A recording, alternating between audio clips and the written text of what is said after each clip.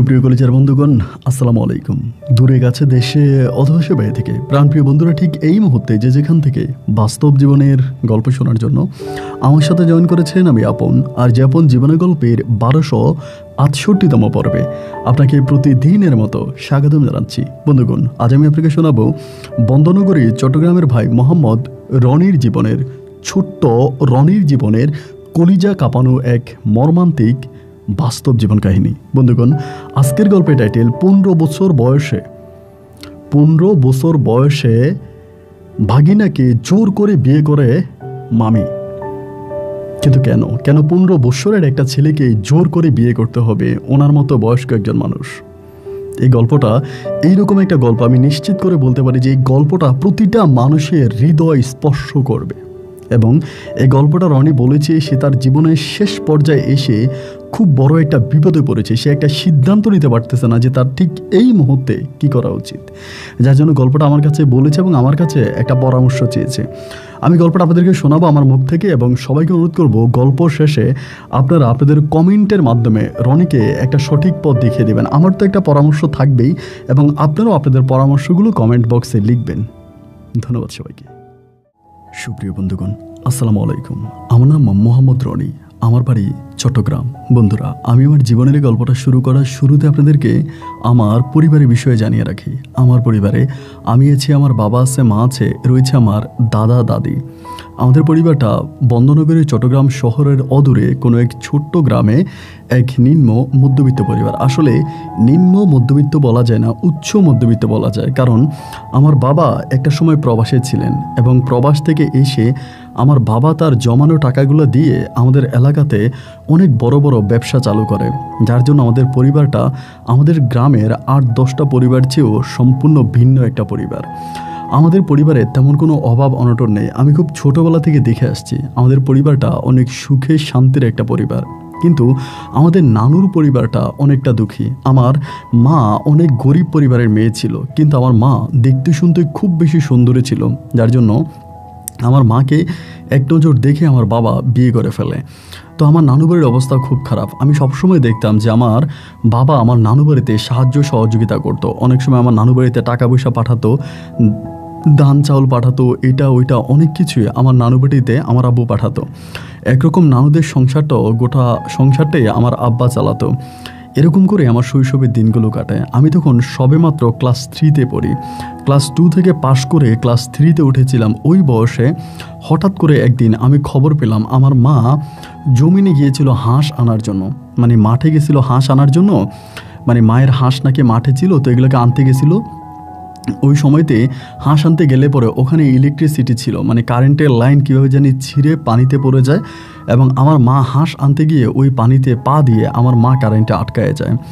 Electric short খেয়ে আমার মা ওইখানে মারা যায়। মায়ের ছোট্ট বয়স, আমি বুঝি না যে আমার মায়ের মৃত্যু হয়েছে। মৃত্যুকে আমি এটাও জানি না। সবাই শুধু আমাকে একটা কথাই বলতেছিল যে রনি, আজকে থেকে কাকে তুই মা বলে ডাকবি? তোর মা তো মরে গেছে, আর কোনোদিন তোর মা তোকে কোলে নেবে না, তোর মা তোকে আদর করবে না। এই কথাগুলো যখন সবাই বলতেছিল আমি সবার মুখের দিকে তাকিয়েছিলাম এবং একটা পর্যায়ে আমার মাকে দাফন করে ফেলা হয়, মাটি চাপা দিয়ে দেওয়া হয়। যখন আমার মাকে কবরস্থানে নিয়ে যাওয়া হয়, দাফন করা হয়, আমি তখনও তাকিয়ে আছি এবং সেই থেকে আমি সবসময় আমার মায়ের কবরের কাছে গিয়ে কান্নাকাটি করতাম এবং মাকে বলতাম, মা তুমি উঠে আসো, ও মা তুমি উঠো। আমি মাকে কবর থেকে ওঠানোর জন্য প্রচণ্ড কান্নাকাটি করতাম। মাঝে মাঝে এরকমও হতো যে আমি আমার মায়ের কবর খুঁড়ে ফেলতাম। এই দৃশ্যটা আমাদের গ্রামের প্রতিটা মানুষের চোখের জল জড়িয়েছে। সবাই আমার এই মা মা ডাকটা শুনে সবাই কান্নাকাটি করেছে। এক পর্যায়ে আমার বাবা আমার মাকে অসম্ভব রকমের ভালোবাসতো বলে তিনি আর বিয়ে শাদী করবে না। আমাকে বুকে জড়িয়ে ধরে আমার বাবা তার গোটা জীবনটা কাটিয়ে দেওয়ার একটা প্ল্যানিং করে এবং এরকম করে সবাই তখন আমার আব্বাকে বলতেছিল যে না, রনির ভবিষ্যতের কথা চিন্তা করে হলেও আপনি বিয়ে শাদী করেন, কারণ এই ছেলেটা কাকে মা বলে ডাকবে? এই ছেলেটা তো এখনও বয়স অনেকটাই, এখনও তো অতটা বড় হয় নাই, ওর মায়ের ভালোবাসা দরকার, অন্তত রনির কথা চিন্তা করে হলেও আপনি বিয়ে করেন। কিন্তু আমার আব্বা কোনোভাবে আর বিয়ে করতেছিল না। এরকম করতে করতে আমার দাদি, আমার নানি তখন করলো কি, তার দুঃসম্পর্কের এক আত্মীয়র মেয়েকে আমার আব্বার জন্য আমার নানি ঠিক করে ফেললো এবং ঠিক করে আমার আব্বার হাত পা চেপে ধরে আমার নানি বলল যে তুমি এই মেয়েটাকে বিয়ে করো।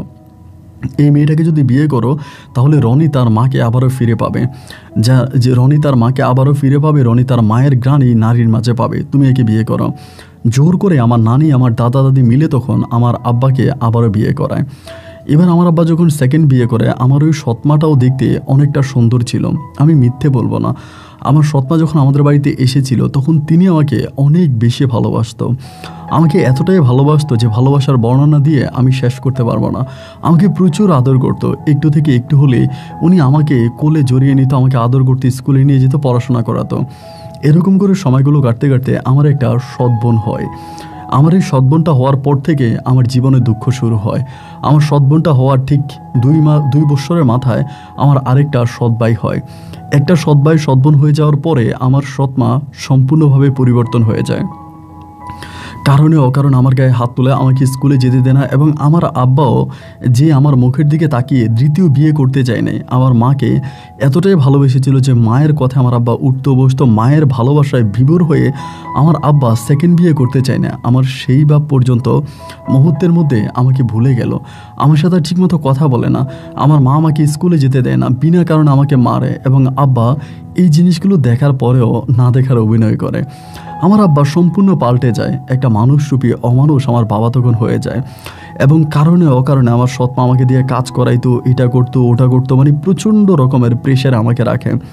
এরকম করতে করতে আমার পড়াশোনা বন্ধ হয়ে যায়। আমার বয়স তখন প্রায় আপনার 8 বছরের কাছাকাছি, 7 থেকে 8 বছর হবে। ওই সময়তে কিভাবে জানি আমার নানির কানে খবর চলে যায় যে এরকম এরকম আমার সৎমা আমাকে দিয়ে এভাবে কাজ করায়, আমার পড়াশোনা বন্ধ করে দিয়েছে, আমাকে অনেক কষ্টে রেখেছে।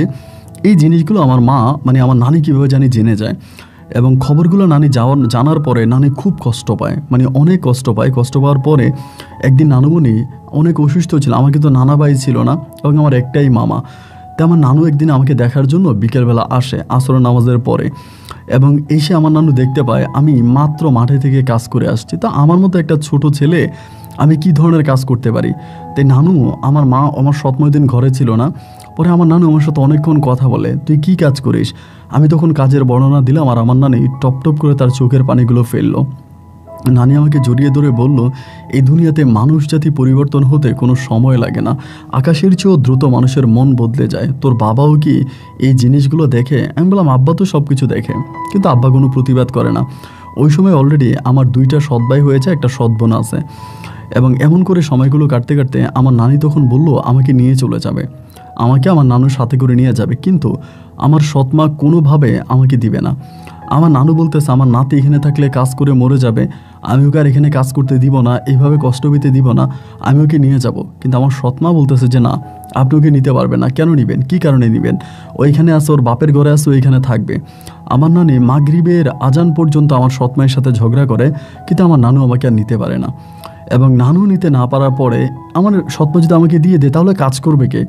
কারণ সে তো আমাকে দিয়ে সব কাজে করাইতো, রান্নাবান্না, এরপরে আপনার মানে হাঁড়ি পাতিল মাজা, কাপড় চোপড় ধোয়া, এবং তার হাঁস মুরগি ঘরে দেওয়া থেকে সমস্ত কাজ আমাকে দিয়ে করাইতো। আপনারা হয়তো গ্রামের মানুষ যারা আছেন তারা চিনবেন, এক ধরনের শামুক পাওয়া যায় বিলের মধ্যে, যেগুলো হাঁসের বাচ্চাদেরকে খাওয়ানো হয়। সারাটা দিন আমি মাঠের মধ্যে পড়ে থাকতাম শুধু শামুক করানোর জন্য। আমি শামুক নিয়ে বাড়িতে আসলাম, সেই শামুক কেটে হাঁসকে খাবার দিত, হাঁসের বাচ্চাকে খাবার দিত, কিন্তু আমাকে দিত না, আমারে ভাত দিত না, আমারে এক মুঠ পান্তা ভাত দিয়ে আমার সারাটা দিন কাটাই দিত। আমি মাঠের মধ্যে শ্যাওলা এটা ওইটা কুড়িয়ে বহু কষ্ট করে ভাই খাওয়া দাওয়া করতাম। এমন করতে করতে আমার নানি প্রতিদিনই আসতো আমাদের বাড়িতে। প্রতিদিন এসে আমার সৎমাকে বলতো যে দে না, আমি রনিরে নিয়ে যাই, রনি এখানে থাকলে মরে যাবে, রনি এখানে থাকলে কষ্ট পাবে, আমি রনিকে নিয়ে যাই। কিন্তু কোনোভাবে আমার সৎমা আমাকে দিবে না, দেয় না দেয় না দেয় না দেয় না। 1 দিন 2 দিন 3 দিন করতে করতে একদিন হলো কি, আমি বিলের মধ্যে শামুক কুড়াইতেছি, কীভাবে জানি আমার নানি খবর পাইছে, আমার নানি ওই অসুস্থ শরীর নিয়ে বিলের মধ্যে আসছে। আইসা দেখে আমি শামুক কুড়াইতেছি, আমার বলে তুই আমার সাথে চল। আমি বলছি নানু, আমি গেলে তো আমার সৎমা আমারে মারবে। আমার নানু বলে, তোরা আমি বলছি আমার সাথে আসার জন্য, তুই আমার সাথে চল, তোর সৎমা তোকে মারবে না, আমি তোকে নিয়ে যাব। এই বলে নানু ওদিন জোর করে আমাকে নিয়ে চলে আসলো, মানে আমাদের নানু বাড়িতে নিয়ে গেল। এবং যেদিন নানু বাড়িতে নিয়ে গেল আমার মনে আছে, আমার নানুমণি আমাকে পাশের একটা ঘরের মধ্যে লুকিয়ে রাখতো। আমার সৎমা আসতো, আমার মানে আমার আব্বু আসতো আমাকে নিয়ে যাওয়ার জন্য, আমাকে খুঁজতো ঘরের মধ্যে আমার নানু কোথায় লুকিয়ে রাখছে কিনা, কারণ আমার নানু তো অনেক গরিব ছিল। ওনাদের ভাঙা গর্ত ঘরের মধ্যে খুঁজতো কোথায় লুকিয়ে রাখছে, কিন্তু আমাকে আর খুঁজে পাইতো না।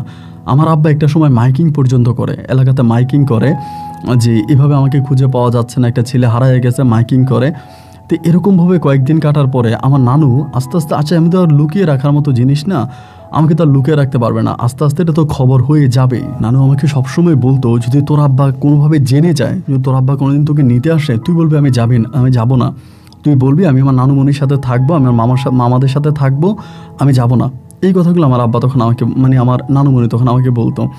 এইভাবে মাসখানেক কেটে যাওয়ার পরে ঠিকই আমার আব্বার কানে একটা সময় খবর চলে যায় যে আমার নানু আমাকে আটকায় রাখছে, আমি নানু বাড়িতে আসি।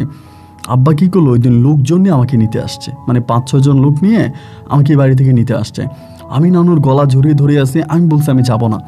আমি নানুর ধরায় আসছি, আব্বা আমাকে নেওয়ার জন্য খুব চেষ্টা করতেছে। ওই সময় আমার নানু বাড়ির মেম্বার এই জিনিসটা দেখে, মানে আমাদের নানু বাড়িটাই মেম্বার বাড়ি ছিল, মেম্বার বয়স্ক মানুষ, উনি এটা দেখে। উনি দেখে এসে বলতেছে এখানে কী হয়েছে এখানে। পরে আমার আব্বা বলতেছে আমার শাশুড়ি আমার ছেলেকে আটকায় রাখছে, আমি আমার ছেলেকে নিয়ে যাব। এবং আমার নানি আমাকে বলতেছে আমি ওরে যাইতে দিব না, আর আমিও বলি আমি আমার নানুকে ছেড়ে যাব না। এই কথা বলার পরে বলতেছে, সর্দার বলতেছে আর কি, মানে মেম্বার বলতেছে ঠিক আছে, আগামী দিন তোমাদের এলাকার মেম্বারে নিয়ে আমি একটা দরবার করব, ওই দরবারে এটা নিয়ে আলোচনা করা হবে। ওই দরবারে এটা নিয়ে আলোচনা করবো কেউ ওর দাদার বাড়িতে যেতে চায় নাকি যেতে চায় না।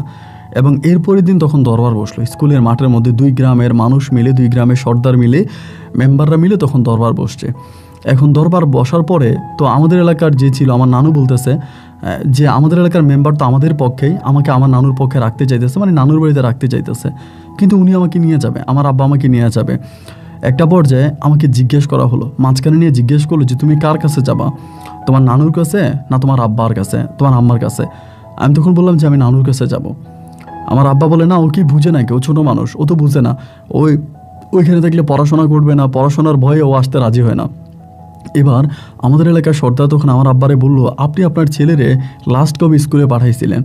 এবং সেখানে স্কুলের একজন শিক্ষকও ছিল। স্কুলের শিক্ষকও বলল যে রনি অনেক মেধাবী ছাত্র ছিল, কিন্তু ওর বাবা মা ওর মা ওরে স্কুলে আর পাঠায় না, ও আজকে প্রায় 1 বছরও বেশি সময় ধরে স্কুলে আসে না। এই কথা বলার পরে পুরো দরবারের সমস্ত মানুষগুলো তখন আমার নানুর পক্ষে চলে গেল, মানে আমাদের পক্ষে চলে আসলো। সবাই তখন বলতেছে না, রনিকে নিয়ে যাওয়া হবে না, ও নানির কাছে থাকবে। এই থেকে আমি তখন আমার নানুর সাথে থাকতে শুরু করি। আমার বাবার বাড়িতে আর আমি গেলাম না, আমার বাবার বাড়িতে আর আমাকে নিয়ে যেতে পারলো না, আমি নানু বাড়িতে থাকতাম। মাঝে মাঝে আমার আব্বা আসতো, 1 দিন 2 দিন মাঝে মাঝে আসতো, এবং একটা পর্যায়ে আমার আব্বা তার যাতায়াত আমার নানু বাড়িতে একেবারেই বন্ধ করে দেয়, আর আসে না, আমার কোনো খবরও নেয় না, খোঁজও নেয় না। এরকম করতে করতে আমি আস্তে আস্তে করে আমার নানু বাড়িতে বড় হচ্ছিলাম। 1 দিন 2 দিন 3 দিন করে এরকম সময়গুলো কাটতেছে, আমি আস্তে আস্তে করে বড় হচ্ছি।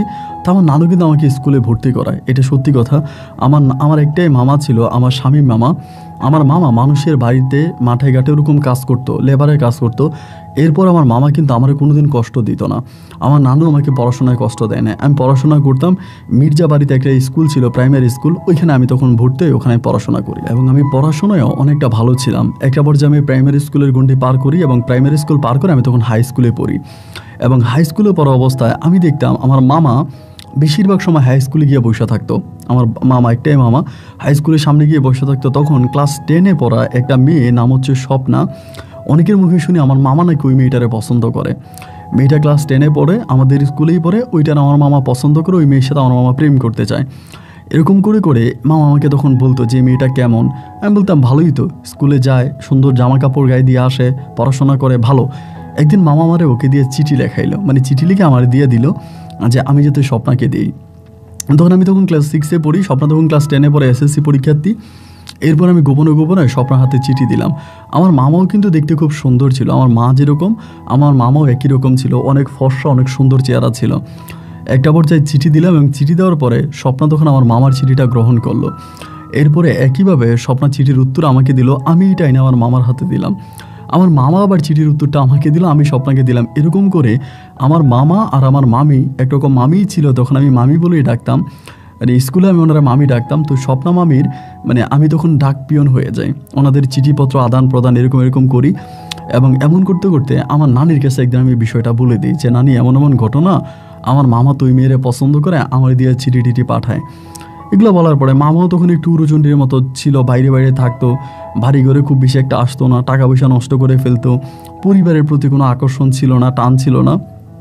এরকম হতে হতে একটা পর্যায়ে আমার নানু তখন আমার মামারে জিজ্ঞেস করলো। মামা তখন অস্বীকার, যে না আমি এরকম কিছু করি না, আমি প্রেম করি না, ভালোবাসি না। এমন করে করে একদিন যখন মামা আমার আবার চিঠি দিল, আমি ওই চিঠি এনে নানুরে দিয়ে দিছি। নানু তখন পাশের বাড়ির এক মহিলার দিয়ে চিঠি পড়াইছে। আমার মামা কিন্তু চিঠি লিখতে পারতো, আমার মামাও একটু একটু পড়াশোনা করছে, চিঠি লিখতে পারে। এবার মামারে আমার নানু তখন ধরছে, ধরে বললো যে তুই না বললি তুই চিঠি লিখতে পারস না, এইটা কি তুই যে চিঠি লিখছস? এবার আমার মামা তখন আমার নানুর কাছে স্বীকার করলো স্বপ্না নামের ওই মেয়েটারে আমার মামা পছন্দ করে। নানু যদি বিয়ে করায় তাহলে মামা ওই মেয়েটারে বিয়ে করবে। এর 2 দিন পরে আমার নানু তখন আমার নিয়ে ওই মেয়ের পরিবারে গেল বিয়ের প্রস্তাব নিয়ে। যেহেতু আমার নানা নাই, আমার মামাও এক বাপের এক ছেলে ছিল, মোটামুটি জায়গা সম্পত্তি কিছুই নাই, ঘর বিটাটাই আছে। আর আমার মামা সবার কাছে অনেকটা ভালো, এলাকার লোকজন আছে সবাই আমার মামাকে অনেক ভালো জানে, অনেক ভালোবাসে, এবং তিনি 5 ওয়াক্ত নামাজ পড়ে, একটু মানে ধার্মিক টাইপের ব্যক্তি। সবাই তখন বললো যে না ঠিক আছে, ও শামীম ভালো, ওর কাছে বিয়ে দেওয়া যায়। পরে আমার মামার সাথে আমার মামির, স্বপ্না মামির তখন ধুমধাম করে অনেক বড় করে বিয়ের অনুষ্ঠানের মাধ্যমে বিয়ে হয়। ওই বিয়েতে আমার আব্বা আম্মাকে কিন্তু দাওয়াত দেওয়া হয়, আমার সৎ ভাই বোনদেরকেও দাওয়াত দেয়, কিন্তু ওরা কেউই আসে না। আমার আব্বাও আসে না, আম্মাও আসে না, আমার সৎ ভাই বোন কেউই কিন্তু আর আসে না। এবং আমার আব্বাও কেউ না আসলে পরে আমার মামার তখন বিয়ে সম্পূর্ণ হয়ে যায়। এরকম করে মামা তখন বাইরে টাইরে কাজ করতো, আমি ঘরে থাকতাম। মামির সাথে যেহেতু আগেই আমার একটা ভালো সম্পর্ক ছিল, আমি চিঠিপত্র আদান প্রদান করতাম। তো তখন দেখো আমি মাঝে মাঝে বাইরে যেতাম মামির জন্য, ধরেন আপনার মানুষের বাগান থেকে জল পাই। আমার মামি আবার টক খুব পছন্দ করতো, টক অনেক পছন্দ করার কারণে আমি বাইরে বাইরে বাগান থেকে জলপাই, তেঁতুল, এরপরে তো আপনার বিভিন্ন ধরনের যে আচার টাইপের যেই ফলগুলো আছে টক টাইপের, এগুলো নিয়ে আসতাম। চালতে নিয়ে আসতাম, চালতে আমার মামির অনেক পছন্দ ছিল, এগুলো নিয়ে আমি দিতাম। আর মামি তখন এগুলো খুব মজা করে খাইতো এবং আমার সাথে খুব ভালো সম্পর্ক। এমন করতে করতে সংসারে খরচ বাড়তেছে, আমার মামির এটা লাগে ওইটা লাগে। আর মামিও দেখতে অনেক সুন্দর ছিল, তার অনেক কিছুর প্রয়োজন হয়। আর আমার মামা এরকম টুকিটাকি কাজ করে সংসার আর চালাইতে পারে না। এমন করতে করতে আমার মামা তখন চাকরির জন্য একটা জায়গায় কথা বলে, একটা জায়গায় কথা বলার পরে ওইখানে আমার মামার চাকরি হয়। চট্টগ্রামে একটা কোম্পানিতে আমার মামার তখন চাকরি হয়। মামা তখন ওই মানে আপনার চিটাং শহরে চলে যায়। মামা চিটাং শহরে চলে যায়, মাসে মাসে প্রতি মাসে 1-2 বার বাড়িতে আসে, মামির সাথে থাকে, আবারও চলে যায়। কিন্তু আমার মামির ঘরে কোনো সন্তানাদি হয় না, মামি আর পড়াশোনাও করে না, ওনার ঘরে কোনো সন্তানাদিও হয় না। নানু তো একেবারে অসুস্থ ওই সময়। আমি আমার নানুর সম্পূর্ণ দেখাশোনা করতাম, নানুর পায়খানা প্রস্রাব আমি পরিষ্কার করতাম, আমার নানুকে আমি আদর করতাম, ভালোবাসতাম, সব কিছু আমার নানুর আমিই দেখাশোনা করতাম। ওই সময় কিন্তু আর কেউই ছিল না, আমার নানুকে আমিই সব কিছু করতাম। এমন করে তখন 1 দিন 2 দিন 3 দিন করে সময়গুলো সামনে দিয়ে কাটতেছে। আমার নানু আমাকে অনেকটা ভালোবাসতেছে, আমিও নানুকে অনেকটা ভালোবাসি, মামানির সাথে দুষ্টমি করি, খেলি। তখন মামানির একমাত্র সঙ্গী ছিলাম আমি, আর আমার মামানির একমাত্র সঙ্গী আমিই ছিলাম, মামিও আমার একমাত্র সঙ্গী ছিল। এরকম করতে করতে আমি মোটামুটি অনেকটাই বড় হয়ে আমি তখন ক্লাস 9-এ পড়ি। এবং আপনারা কেউ খারাপভাবে নেবেন না, আমি শুধু বাস্তবতার জন্যই কথাগুলো বলি, এবং শেষ পর্যন্ত শুনলে আপনারা বুঝতে পারবেন যে আমার দোষ কতটুকু ছিল। ক্লাস 9-এ ওঠার পরে আমার মামির গর্ভে যেহেতু কোনো সন্তানাদি হচ্ছে না, এবং এই নিয়ে আমার মামি তখন আমার মামিকে আমার নানু বলতেছে ছেড়ে দেওয়ার জন্য। নানু অসুস্থ, নানু আমার মামারে বলে যে তোরে ছেড়ে দে, ওরে রাখিস না, অন্য একটা বিয়ে কর, তোর কোনো ভাই নাই, তোর একটাই, তুই একমাত্র ভাই, এখন তুই যে বিয়ে করলি যদি বাচ্চা কাচ্চা নাই হয় তাহলে কিভাবে হবে? আজকে বিয়ে করলি 5 বছর হয়ে গেল প্রায়, এখনও কোনো বাচ্চা কাচ্চা হচ্ছে না, তাহলে কেন? 3-4 বছর হয়ে গেল বাচ্চা কাচ্চা হয় না, এখন কি এটা তুই কেন রাখবি? এরকম করে আমার মামি তখন খুব টেনশনে পড়েছে। আমার নানু তখন এদিক সেদিক বিভিন্ন দিকে মেয়ে খুঁজতেছে, আমার মামাকে আরেকটা বিয়ে করাবে, এই মামি সংসার করাবে না, আরেকটা বিয়ে করাবে। এরকম করে বিভিন্ন দিকে আমার নানু তখন এরকম লোকজনের সাথে কথাবার্তা বলে কোনো মেয়ে পাওয়া যাবে কিনা ভালো। এমন করে 1 দিন 2 দিন 3 দিন সময়গুলো কাটতেছে, এবং আমার মামাও কিন্তু অনেক ডাক্তারের কাছে যায়। আমার মামারও কিন্তু কোনো রোগ ধরা পড়ে না, আমার মামিরও কোনো রোগ ধরা পড়ে না। তারা অনেক কবিরে যে ঔষধ ব্যবহার করে, তাবিজ তুমান এইটা ওইটা, অনেক ডাক্তারের কাছে যায়, কিন্তু কোনো ডাক্তারে তাদের কোনো রোগ শোক কোনো কিছু ধরতে পারে না। এখন কেউই আসলে বুঝতেছে না যে এই সমস্যাটা কেন হচ্ছে তাদের মাঝে এই সমস্যাটা কেন হচ্ছে, তারা কেন স্বামী স্ত্রীর মাঝে এই সমস্যাগুলো ফেস করতেছে, এটা কেউই বুঝতেছে না। মামি তখন কান্নাকাটি করে, সারাদিন ঘরের মধ্যে বসে বসে কান্নাকাটি করে। এখন আমার মামা তো বলছে ছেড়ে দিবে, আমার নানিও বলছে আমার মামানিকে ছেড়ে দেওয়ার জন্য, মামানিকে ছেড়ে দিবে, কিন্তু আমি তো মামানিকে অসম্ভব ভালোবাসি, ওনারে ছেড়ে দিলে আমি খেলবো কার সাথে, দুষ্টমি কার সাথে করবো, তিনিই তো আমার একমাত্র সঙ্গী। এমন করতে করতে ক্লাস 9-এ পড়া অবস্থায় আমার মামি তখন আমার একদিন অফার দেয়। তা আমি অফারের বিষয় শুধু এতটুকুই বলে রাখি যে উনি সন্তান হওয়ার জন্য উনি বলে তোমার মামার সমস্যা, আমার কোনো সমস্যা নাই, এবং তোমার মামার সমস্যার কারণে আজ যদি আমাকে ছেড়ে দেয় তাহলে আমিও গরিবের মেয়ে, আমার জীবনটাও নষ্ট হয়ে যাবে। আমার অপরাধটাকে, আমি তো কোনো অপরাধ করি নাই, তোমার মামা তো প্রেম ভালোবাসা করেই আমাকে বিয়ে করছে, এখন আমার সন্তান হয় না, এটাতে আমার দোষ কি, তোমার মামার দোষ।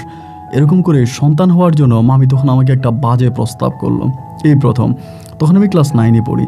আমি তখন বললাম যে মামি এইটা আপনি কি বলেন, এইটা আপনি কী ধরনের কথা বলেন, এটা তো আমার পক্ষে মামি সম্ভব না, কারণ আমি আপনাকে ওভাবে দেখি না। মামির সাথে কিন্তু আমি খুব ফ্রি ছিলাম, মানে আমরা একসাথে বসে খারাপ ছবিও দেখতাম, এরকম মানে আমাদের মাঝে লুকেই তো কোনো কিছুই ছিল না, পুরোপুরিভাবে আমরা খুবই ফ্রি ছিলাম, সব বিষয়ে আমরা খোলামেলা আলোচনা করতাম, একদম ফ্রিলি ছিলাম। এরপরে আমি তখন মামিরে বললাম যে না মামি, আমি এই ধরনের কোনো কিছু করতে পারবো না, কারণ আমার মামা যদি জানতে পারে উনি আমাকে মেরেই ফেলবে, আমার মামা কিন্তু খুব রাগী, আমাকে মেরে ফেলবে।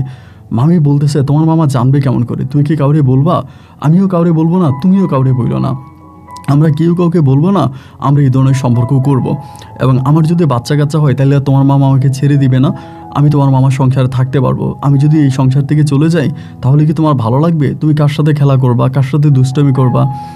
আমারও আসলে মনে হয় যে মামি যদি চলে যায় পরিবার থেকে আমি মনে হয় মরেই যাব, কারণ মামি তখন আমার দেহের অক্সিজেন হয়ে গেছে। আমি স্কুলে থেকে যে সময়টা থাকি বাকি পুরোটা সময় মাঝে মাঝে মামির সাথে রাতের বেলায় ঘুমাই পর্যন্ত, কিন্তু খারাপ কোনো কিছু মাথায় আসে না। এবার মামি যখন আমাকে এই প্রস্তাব দিল আমি তখন একরকম মানে না পারতে রাজি হলাম, যে আসলে আর উপায় ছিল না। এবং রাজি হওয়ার পর আমি এই ধরনের সম্পর্ক তখন মামির সাথে করতেছি, কিন্তু কোনো বাচ্চা কাচ্চা তখনও হয় না, কোনো বেবি কিন্তু তখনও আসতেছে না। এরকম করে প্রায় 4-5 মাসের মতো কেটে গেল, এরপরেও কোনো বেবি টেবি হলো না।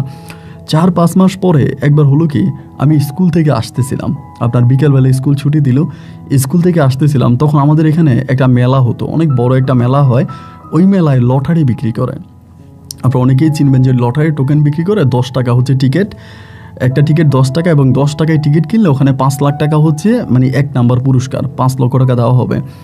তো এইটা বলার পরে আমি তখন করলাম কি, ওখান থেকে 10 টাকা দিয়ে একটা টিকিট কিনলাম, এবং টিকিটটা কিনছি আমি আমার মামির নামে, ওই টিকিটটা আমার মামির নাম দিছি এবং মামির নামে আমি টিকিটটা কিনছি। এবং টিকিটটা কেনার পরে আমি এসে মামিরে বলতেছি, মামি তোমার নামে একটা টিকিট কিনছি, যদি এটা লাইগা যায় তাহলে তোমারই দিয়ে দিব। এই কথা বলে মামি আমার বলতে আমার নামে কিনছো? আমি বললাম জি তোমার নামে কিনছি, যদি লটারি লাগে তাহলে তোমারই দিয়ে দিব, লটারি লাগলে পরে আমি তোমারই দিয়ে দিব।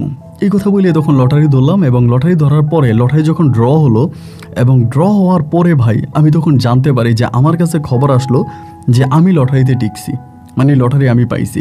মানে এইরকম একটা সুখবর, এরকম একটা খবর আমার জীবনে এটা সবচেয়ে আনন্দের একটা মুহূর্ত ছিল, যে আমি 5 লক্ষ টাকা পেয়ে গেলাম 10 টাকা দিয়ে লটারিতে। তো এখন দেখা গেল যে আমার এটা তখন মনে হয়েছিল যে আমার জীবনের সবচেয়ে বড় একটা পাওয়া, এর থেকে বড় কিছু হতে পারে না। কিন্তু পরে বুঝলাম যে এইটা আমার জীবনে কত বড় ক্ষতির কারণ হয়ে দাঁড়িয়েছে, যেটা আমার পুরো জীবনটাকে তছনছ করে দিয়েছে, নষ্ট করে দিয়েছে। এটা আমি তখন পাইলাম, লটারি পাইলাম, পাওয়ার পরে আমার মামি সহ গিয়ে, আমার মামা সহ গিয়ে ওখান থেকে টাকাটা উঠে আনছি, লটারির টাকাটা উঠে আনছি, এবং আমাদের এলাকার মেম্বার সহ গেছে, আমাদের নানুবাড়ির যে এলাকার মেম্বার উনি সহ গেছে। 1900 যাওয়ার পরে তখন এই লটারিটা ওইখান থেকে আমরা উঠে আনি টাকাটা উঠে আনার পরে মেম্বার বলতেছে টাকাটা আমার কাছে থাকুক, তোমার তো বাপও নাই মাও নাই, এই টাকাটা তুমি কই রাখবা? আমি তখন বললাম যে না, টাকা আমার মামির কাছে থাক, আমার মামিরে আমি বিশ্বাস করি, টাকা আমার মামির কাছে থাক, টাকা আমি আমার কাছে রাখবো না। এই কথা বলে আমি তখন টাকাটা মামির হাতে দিলাম, মেম্বারের সামনে, মামার সামনে, নানুর সামনে মামির হাতে দিলাম। মামি তখন টাকাটা ওনার কাছে রাখছে। মানে আমি তো আল্লাহর পরে মামিরে বিশ্বাস করি যে ওনার কাছে কোনো কিছু আমার থাকা মানে ব্যাংকে থাকা, আমি এরকমটাই মনে করি। টাকাটা মামির কাছে, এবং এরপরে মামির সাথে আমাদের এই ধরনের সম্পর্কটা আরও হইতেছে। এরকম হতে হতে একটা পর্যায়ে মামির প্রতি আমি অনেকটা দুর্বল হয়ে যাই, মানে প্রচণ্ড দুর্বল হয়ে যায়। এবং দুর্বল হয়ে যাওয়ার পরে মামি তখন আমাকে একদিন ডিরেক্টলি একটা প্রস্তাব করে। মানে এই প্রস্তাবের বিষয়ে আমি কি বলবো, উনি আমাকে ডিরেক্টলি বলতেছে যে রনি, আমি তোমারে বিয়ে করব, যেহেতু তোমার সাথে আমার এগুলো হয়ে গেছে, আমি তোমারে বিয়ে করব, এবং যে টাকাটা তুমি পাইছো ওই টাকাটা দিয়া তুমি কোনো ব্যবসা বাণিজ্য করবা, এরপর আমরা দুজনে একসাথে থাকবো, এই টাকাটা দিয়ে কোনো ব্যবসা বাণিজ্য তুমি করবা, আমরা দুজনে একসাথে থাকবো, আমি তোমারে বিয়ে করব। মানে মামি আমারে পুরোপুরিভাবে বিয়ে করতে রাজি। পরে আমি বললাম যে না, আমি বিয়ে করবো না, তো আপনার মামার সংসার করতেছেন। উনি বলে না, তোমার মামার সাথে থেকে তোমার সাথে আমার বেশি সম্পর্ক হয়েছে, এবং যেই সম্পর্ক তোমার সাথে আমার হয়েছে তোমার মামাকে আর আমার ভালো লাগে না। একরকম জোর শুরু করলো, এবং জোর প্রয়োগ করে উনি তখন আমাকে বিয়ে করলো। এটাতে আমি যদিও রাজি ছিলাম না, এবং বিয়েটা এরকম একটা বিয়ে, উনি ওনার এক বান্ধবীর বাড়িতে আমাকে নিয়ে গেছে। নিয়ে যাওয়ার পরে ওই বান্ধবীর বাড়িতেই তখন মামির সাথে আমার বিয়েটা হয়। আমরা ওইখানে বিয়ে করি, কিন্তু কোনো কাবিন হয় না, শুধুমাত্র একটা হুজুর ডাকে মাদ্রাসা থেকে এবং মসজিদ থেকে একটা হুজুর ডেকে এনে ওই হুজুরের মাধ্যমে জাস্ট আমরা কলমা পড়ি। এবং কলমাটা পড়ার পরে তখন আমরা দুজনেই একসাথে থাকি এবং ওই ঘরের মধ্যে থাকতেছি। আর এরই মাঝে আমার মামা কী করলো, ঢাকায় চলে গেছে, কোম্পানির কাজে ঢাকায় চলে গেছে। অনেক মাস ধরে মামা আসতেছে না, মামা আসে না। এবার মামা আসবে, মামা বাড়িতে আসবে, মামা ফোন টোন করতেছে, মামা বাড়িতে আসবে, মামা বাড়িতে আসার সময় হয়েছে। এবার মামি আমারে বলে, আমি তোমার মামার কাছে বলে দিব যে তোমার মামা যাতে আমার সাথে না থাকে, আমি তোমার মামাকে তালাক দিয়ে দিব। আর আমি তো মৌখিকভাবে তালাক দিয়ে দিছি, আমি আবার দিয়ে দিব। আমি বললাম যে মামি, এটা আপনি হঠাৎ করে কইরেন না, কারণ মামা যদি এটা জানতে পারে তাহলে মামা মনে অনেক কষ্ট পাবে, এটা আপনি কইরেন না, এটা আপনি আস্তে আস্তে করেন, হুটহাট করে করার দরকার নেই। তাই তো আমি বললাম স্বপ্ন, এটা মানে আস্তে আস্তে করো। এই বলার পরে মামা যেদিন আসবে ঢাকা থেকে মামা রেলগাড়িতে উঠছে, মামিরে ফোন দিছে আমি আসতেছি। মামা বাড়িতে আসার আগে মামি তখন চলে গেছে তার বাপের বাড়িতে, মানে আমার সাথে প্ল্যানিং করেই গেছে যে মামার সাথে থাকবে না। বাপের বাড়িতে চলে গেছে। চলে যাওয়ার পরে মামা বাড়িতে আসছে, আসার পরে নানুও তখন আসে। মামা আমারে বলতেছে, কিরে তোর মামি কই? আমি বললাম মামি তো ওনার বাপের বাড়িতে চলে গেছে। বলে আমি ফোন দিলাম আজকে আমি আসবো, ওই চলে গেল কেন, কী কারণে চলে গেছে? আমি বললাম আমি তো জানি না মামা কেন চলে গেছে। আমার মামা তখন আমাকে বলে, তোর সাথেই তো তোর মামির সবচেয়ে ভালো সম্পর্ক, তোর সাথেই তো তোর মামির গভীর সম্পর্ক, আর তুই জানবি না তো জানবে কে? তুই জানিস, তুই বল কেন তোর মামি চলে গেছে। আমি বলতেছি মামা আমি জানি না তো। আমার সাথে মামা তর্কাতর্কি করতেছে, ঝামেলা করতেছে, চিল্লাচিল্লি করতেছে। এই অবস্থার ভিতরে মামিরে তখন ফোন দিল। ফোন দেওয়ার পরে মামি ফোন রিসিভ করে বলতেছে, আমি তোমার সংসার করব না, আমি তোমার তালাক দিয়ে দিলাম। এই কথা বলে মামা নিয়ে মোবাইলে 3 তালাক দিয়ে দিছে। 1 তালাক, 2 তালাক, 3 তালাক মোবাইলে দিয়ে দিছে। দিয়ে দেওয়ার পরে আমার মামা তখন কান্নাকাটি শুরু করছে, ও মা এটা কী হইলো, ও মা এটা কী হইলো। এবার আমার নানু বলে, ওই আমার নাতির 5 লাখ টাকা না তোর কাছে, আমার নাতির টাকা দিয়ে দে, আমার নাতির টাকা দিয়ে দে, আমার নাতির 5 লাখ টাকা তো তোর কাছে, আমার নাতির টাকা দে। আমার মামনি বলতেছে যে কিসের টাকা দিব, আপনার নাতির কোনো টাকা আমার কাছে নাই, দেখেন আপনার নাতি আমার কাছে টাকা চায় কিনা, যদি আপনার নাতি চায় তাহলে আমি দিয়ে দিব। এবার আমার মামা বলে, তোর মামি তো আমার ছেড়ে দিছে, তা তোর মামির কাছে টাকা চা। আমি বললাম যে না, আমি কেন টাকা চাইবো, মামির কাছে টাকা থাকলে আমি যে কোনো সময় পাবো, আমি এই টাকা চাইবো না।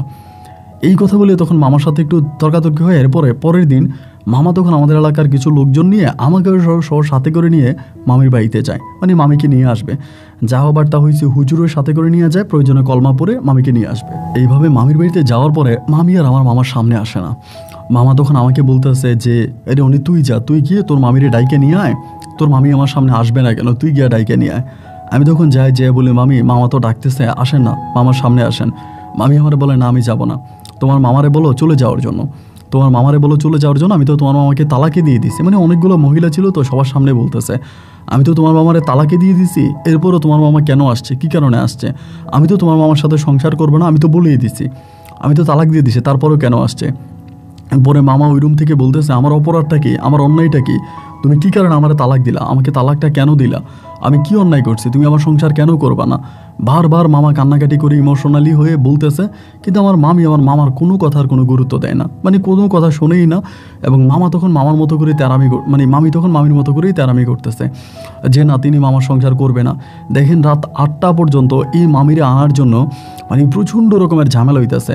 আমরা সবাই চেষ্টা করতেছি, কিন্তু মামি আর আসবে না। রাত 8টার দিকে সবাই ব্যর্থ হয়ে পড়ে আমার মামার বাড়ি থেকে চলে আসছে। এইখানে একটা ঘটনা আছে, ওই বাড়ির মধ্যে মামা আমারে বারবার বলতেছে, ঠিক আছে তুই তোর টাকাটা চা, তোর টাকা দিয়ে দিতে বল। এখন আমার মামি আমারে বলে, তুমি যদি আমার কাছ থেকে টাকা নাও, এই কিন্তু তোমার মামা নিয়ে চলে যাবে। তুমি তো আমার বিয়ে করছো, চাইও ভুলেও আমার কাছে টাকা চাইও না।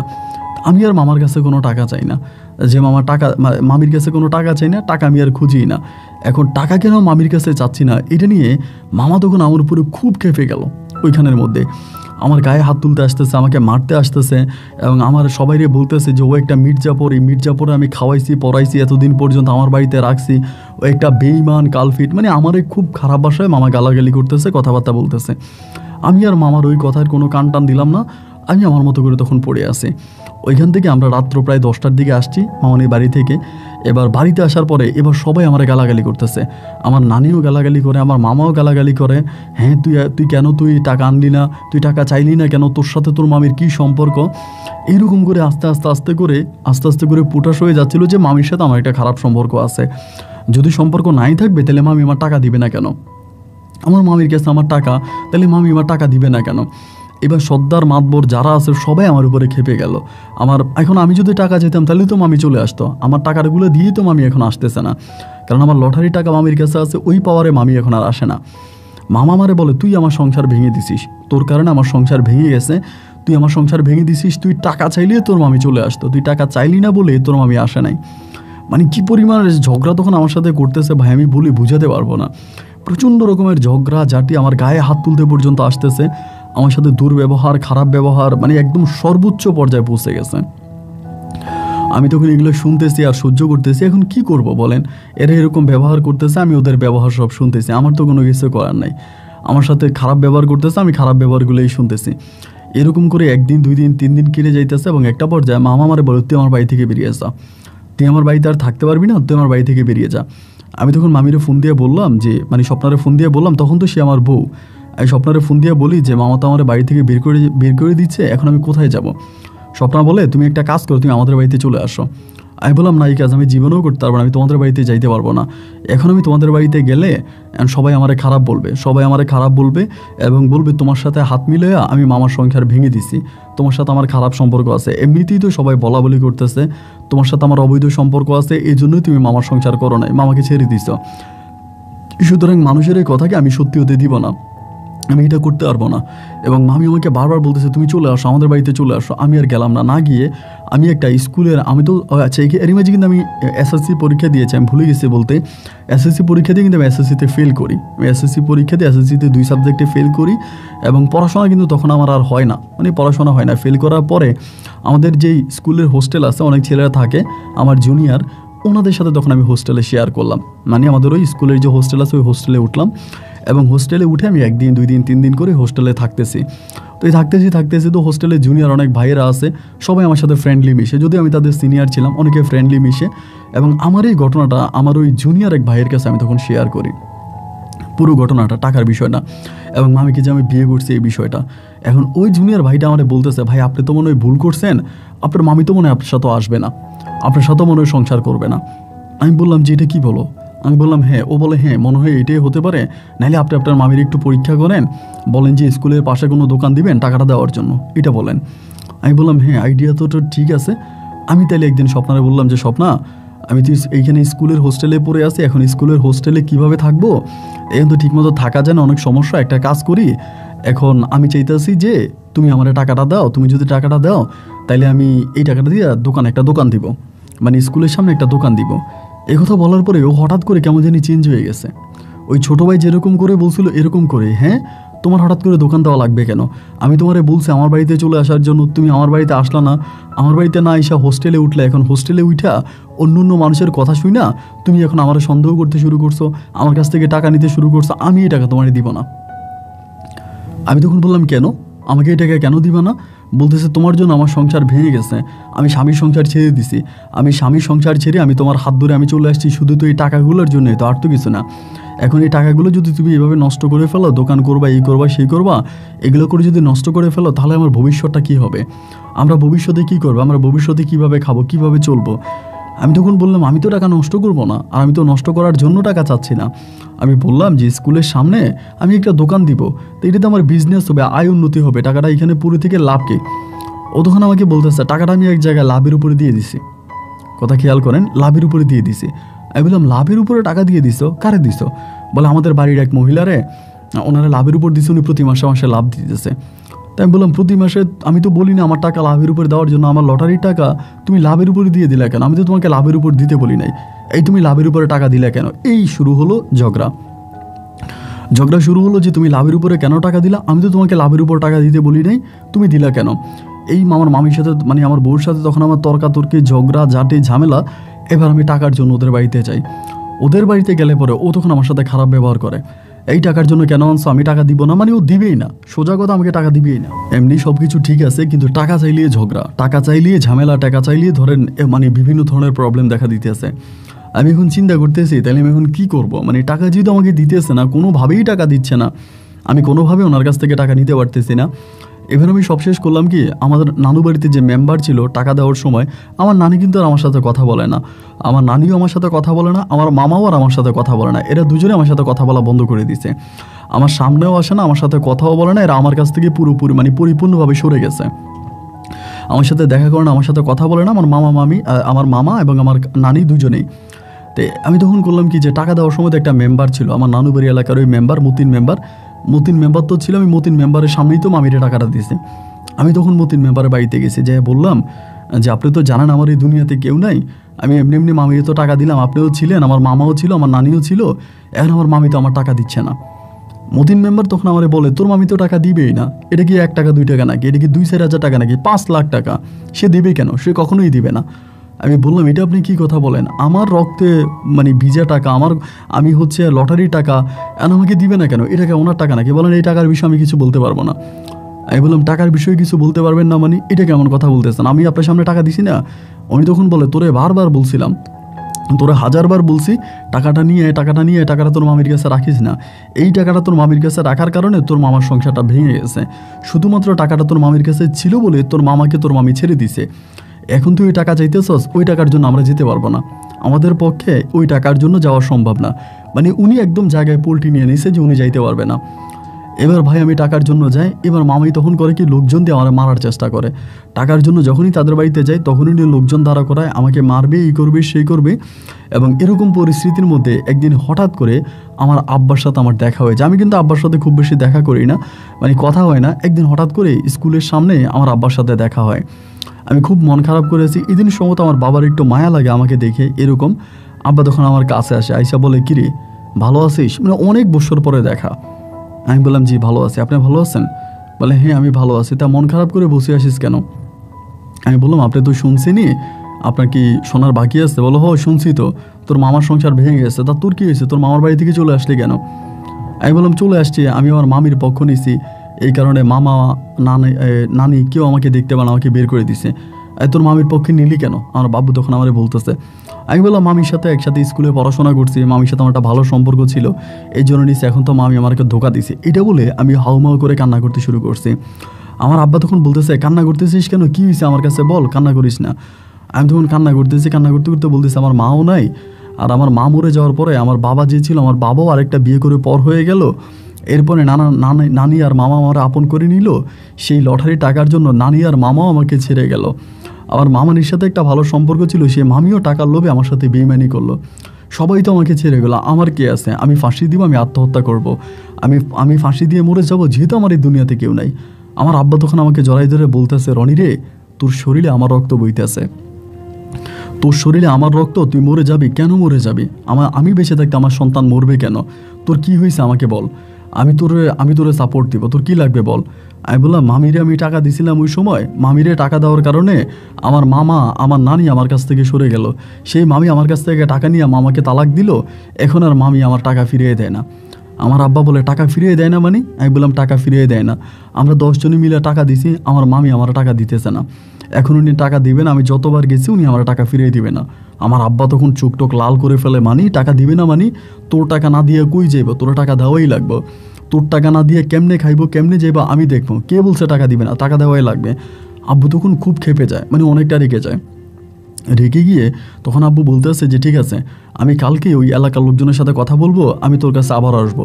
তা আব্বু এই দিন প্রথম আমার ফোন নাম্বারটা নিয়ে যায়, আব্বুর নাম্বার আমার কাছে ছিল না, আমার নাম্বার আব্বুর কাছে ছিল না, আমার মোবাইল নাম্বারটা আব্বু নিয়ে যায়। নিয়ে যাওয়ার পরে ওই রাত কেটে গেল, পরের দিন 10টা বাজে আব্বু আমারে কল দেয়, কল দিয়ে আমারে বলে, তুই কই আছিস? আমি বললাম, স্কুলের মধ্যেই আছি। আব্বু বলে, অমুক বাজারে, এটা বাজারের নাম বলে। আমি তখন বললাম যে, কেন? বলে, তুই আয়। পরে আমি ওই বাজারে গেছি, বাজার যাওয়ার পরে দেখলাম যে আব্বা একটা রিক্সা নিছে, রিক্সা নিয়ে আমার বলে, উঠ। আমি তখন আব্বার সাথে রিক্সাতে উঠছি। এখন আব্বা দেখতেছি ওই স্বপ্নাদের বাড়ির দিকে যাচ্ছে, মানে আমার মামির বাড়ির দিকে যাচ্ছে।